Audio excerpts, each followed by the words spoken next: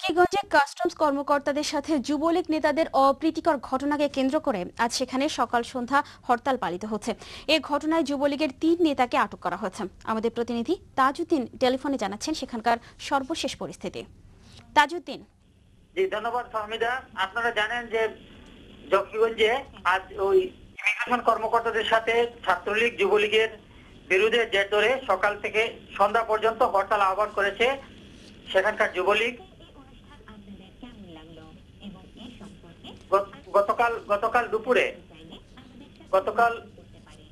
গতকাল বিকেলে জকিগঞ্জের তিনজন অধিবাসী, জকিগঞ্জের 2 জন অধিবাসী সীমান্তের ইমিগ্রেশন দিয়ে ভারতে যেতে চাইলে তাদের সাথে ইমিগ্রেশন কর্মকর্তাদের বাকবিতণ্ডা হয়। এই বাকবিতণ্ডার এক পর্যায়ে যুবলীগ এবং ছাত্রলীগের কর্মীরাও বিরুদ্ধে জড়িয়ে পড়ে।